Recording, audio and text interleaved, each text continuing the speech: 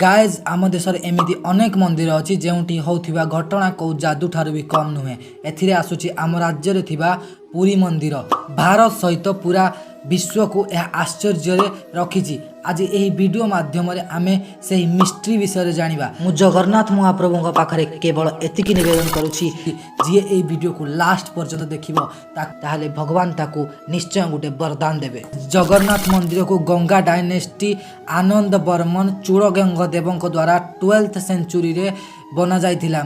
जगन्नाथ धाम हिंदू धर्मर 4 धाम मध्यरु गोटे धाम। आउ 3टी धाम हेउछि west coast रे द्वारिका, साउथ रे रामेश्वरम आउ हिमालय रे बद्रीनाथ।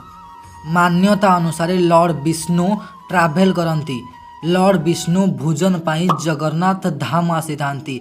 जगन्नाथ धाम रे भगवान जगन्नाथ तांको बड़ भाई बलभद्र आ भौणी सुभद्रा मूर्ति स्थापित गोटे इतिहास अछि। अतीत रे उड़ीसार नाम उत्कल थिला। एहाकू पुरुषोत्तम क्षेत्र, नीलाचल धाम, नीलगिरी आउ जगन्नाथ पुरी नाम रे नामित करा जाइथिला। अन्य मंदिर रे जेउठी पत्थर आउ मेटाल रो मूर्ति पूजा करा जाए, आम जगन्नाथ धाम रे काठर मूर्ति को पूजा करा जाए। एही मूर्तिर गोटे इतिहास अछि। एही मूर्ति को 12 वर्ष रे थरे बदला जाई थाए, जहा कि पुराना मूर्ति को हटाई नुआ मूर्ति रखा जाई थाए। एही इवेंट को बहुत ही सिक्रेटली करा जाए। जो दिन एही मूर्ति को बदला जाई थाए सेही दिन पूरी सहर रो करेंट स्टेट गवर्नमेंट द्वारा पूरापूरी कटा जाई थाए। मंदिर को सुरक्षा ध्यान रे रखी पूरी मंदिर को सीआरपीएफ को द्वारा घेरा जाई थाए। मंदिर को केही जाई पारंती नाही। एहा परे एही मूर्ति को बदलाइबार कार्य सबुठारु बड़ पूजारी को दिया जाई थाए, किंतु तांको भी मंदिर को एमिति प्रवेश करिया को अनुमति न थाए। जिबा पूर्व तांको आखि रे कपड़ा बंधा जाई थाए। आउ एही सेरेमनी को काहारी को देखा को अनुमति न थाए। सही पूजारी को भी नुहे जी यही शुभ कार्य निज हाथ में संपन्न करते।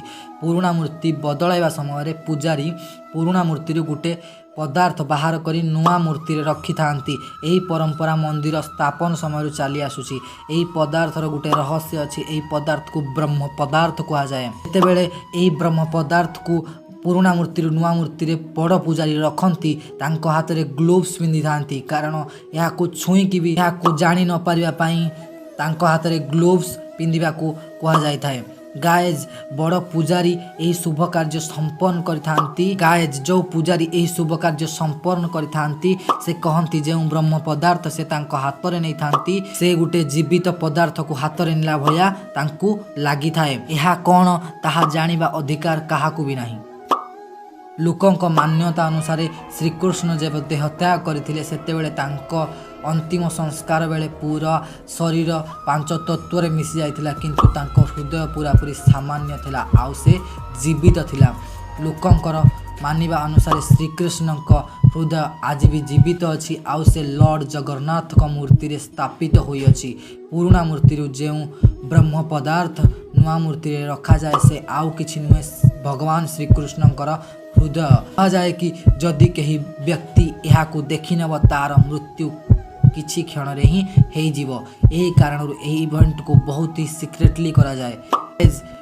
जगन्नाथ धाम समुद्र पाखरे अवस्थित, किंतु मंदिर भीतर को जीवा पाई अनेक रास्ता मध्यरु गोटे रास्ता हेउछि सिंह द्वार। कारण यह समुद्र पाखरे थिले मध्य कौनसी व्यक्ति जदि सिंह द्वार भीतर को प्रवेश करिथाए ताहाले समुद्रर लहड़ी शब्द आसवा बंद हो जाए। जदि सिंह द्वार बाहर को तुम्हें पाद रखिब ताहाले समुद्रर लहड़ी पुणी तुमको शुभाजिब। किछि लोक एठी बहुत ज्ञानी होइथिबे से कहिबे एटा को बड़ कथा, एठी साउंड प्रूफ हेइथिबो, एठी फिजिक्स लागिथिबो, सेइत पई तो सिंह द्वार भीतर को गले साउंड शुभु नाही आउ समुद्र बाहर को आसिले साउंड शुभुची। अरे भाई 12th सेंचुरी रा मंदिर 12th सेंचुरी रे एते विज्ञान एते डेवलप होई नथले जे साउंड प्रूफ बनै देबे। नाही हम जगन्नाथ महाप्रभुंकर पावर जे कहंती ना कि जगन्नाथ महाप्रभु किछि भी नुहे, एहा होछि हम जगन्नाथ महाप्रभुंकर पावर। एज आहुरी रहस्य अछि सेथि मध्यरु एही मंदिर उपरे पक्षी उड़ंती नहीं। आउ कौ पक्षी भी मंदिर शिखर उपरे बसिथिबार देखिबाकू मिली न थाए। एही कारण जगन्नाथ धाम मंदिर उपरे कौनसी एरोप्लेन को उड़ीबाकू मना करा जाइछि। ये नो फ्लाई जोन रे आसी थाए। गाइज जगन्नाथ मंदिर बहुत बड़ एरिया रे बना है। जगन्नाथ मंदिर शैडो आउ पर छाई केबे भी बनी न थाए। କୌଣସି ବି ସମୟରେ ଏହା ବନି ନଥାଏ। ଏହା ଆଜି ବି ଗୋଟେ ରହସ୍ୟ।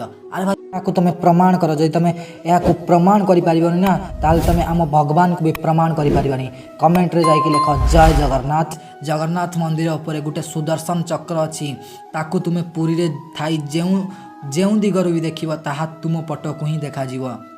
ତୁମେ ସଲ୍ଭ କର। ଇଏ ବି ବଡ଼ ମିଷ୍ଟ୍ରି। ଗାଇଜ୍ ଲର୍ଡ଼ ବିଷ୍ଣୁ ଏଠିକି ଭୋଜନ କରିବାକୁ ଆସିଥାନ୍ତି। ତେଣୁ ଏହି ମନ୍ଦିରରେ ଗୋଟେ ରୋଷେଇ ସ୍ଥାପିତ ହୋଇଛି ଯେଉଁଠିକି 500 ଲୋକ ଖାଇବା ରାନ୍ଧନ୍ତି ଆଉ 300 ଲୋକ ଏହି ରୋଷେଇଆଙ୍କର ହେଲ୍ପ କରନ୍ତି। ଏହି ରୋଷେଇର ଆଶ୍ଚର୍ଯ୍ୟମୟ କଥା ଏହା କି ଏଠାରେ ରନ୍ଧାଯାଉଥିବା ପ୍ରସାଦ ନା ତ କେବେ କମ୍ ହୋଇଛି ନା ତ କେବେ ବେଶୀ ହୋଇଛି। ଲୋକଙ୍କ କଥା ଅନୁସାରେ ଏଠି ସାରାଦିନ ଭକ୍ତ ଆସିଥାନ୍ତି ଏବଂ ଭକ୍ତଙ୍କୁ ପ୍ରସାଦ ବଣ୍ଟା ଯାଇଥାଏ। କେବେ ବି ଭକ୍ତ ଏଠାରୁ ପ୍ରସାଦ ନ ପାଇକି ଖାଲି ହାତରେ ଫେରି ନାହାନ୍ତି। ଯେତେବେଳେ ମନ୍ଦିର ବନ୍ଦ ହେବା ସମୟ ଆସେ ହଠାତ୍ ପ୍ରସାଦ ସରିଯାଏ। ଏଠି କେବେ ବି ଅନ୍ନର ଗୋଟେ ବି ଦାନା ବ୍ୟର୍ଥ ହୋଇଯାଏ ନାହିଁ। ଏଠି ପ୍ରସାଦକୁ କାଠ ଚୁଲି ଉପରେ ବନା ଯାଇଥାଏ। କି 7ଟି ହାଣ୍ଡିରେ ତିଆରି କରାଯାଇଥାଏ। ଏହି 7ଟି ହାଣ୍ଡିକୁ ଗୋଟେ ଉପରେ ଗୋଟେ ରଖି ରୋଷେଇ କରାଯାଏ। ଏହାର ରହସ୍ୟମୟ କଥା ଏହା କି ଏହା ନିଆଁ ପାଖରେ ଥିବା ହାଣ୍ଡିରେ ସବୁଠାରୁ ଲାଷ୍ଟରେ ପ୍ରସାଦ ତିଆରି ହୋଇଥାଏ ଆଉ ସବୁଠାରୁ ନିଆଁ ଠାରୁ ଦୂରରେ ଥିବା ହାଣ୍ଡିରେ ସବୁଠାରୁ ଫାଷ୍ଟ ପ୍ରସାଦ ତିଆରି ହୋଇଥାଏ। ଭାଇ ଲଗାଅ ନା ତମ ଫିଜିକ୍ସ, ଲଗାଅ ତମ ସାଇନ୍ସ, ତମେ ପ୍ରୁଭ୍ କର। ଆଉ ଗୋଟେ ରହସ୍ୟ ହେଉଛି କି ମନ୍ଦିର ଉପରେ ଥିବା ପତାକା ସାଇନ୍ସର ହିସାବରେ ପବନର ଦିଗରେ ଉଡ଼ିବା ଦରକାର, କିନ୍ତୁ ଏହା ପବନର ଦିଗରେ ନ ଉଡ଼ି ପବନର ବିପରୀତ ଦିଗରେ ଉଡ଼ିଥାଏ। ଏହା ହେଉଛି ଆମ ଜଗନ୍ନାଥ ମହାପ୍ରଭୁଙ୍କର ପାୱାର। ଆଉ ଯଦି ତୁମେ ଜଗନ୍ନାଥ ମହାପ୍ରଭୁଙ୍କ ଉପରେ ଟିକେ ବି ବିଶ୍ୱାସ ରଖୁଥିବ ନା ତାହେଲେ କମେଣ୍ଟରେ ଯାଇକି ତୁମେ ଜୟ ଜଗନ୍ନାଥ ନିଶ୍ଚିନ୍ତ ଲେଖିବ ବୋଲି ମୋର ଆଶା ଏବଂ ବିଶ୍ୱାସ। ଏହି ଭିଡ଼ିଓକୁ ଏତେ ସେୟାର କର କି ଓଡ଼ିଶାର ସବୁ ମା ବାପା ପିଲା ସମସ୍ତେ ଦେଖିବା ଦରକାର କି ଆମ ଜଗନ୍ନାଥ ମହାପ୍ରଭୁଙ୍କର ପାୱାର କ'ଣ, ଆଉ ସିଏ ଚାହିଁଲେ କ'ଣ କରିପାରିବେ। ମୋ ଚ୍ୟାନେଲରେ ଯିଏ ନୂଆ ହେଇଥିବ ସିଏ ଏହାକୁ ସବସ୍କ୍ରାଇବ୍ କରିବ ଆଉ ଏଇ ଭିଡ଼ିଓକୁ ଲାଇକ୍ କରିବ।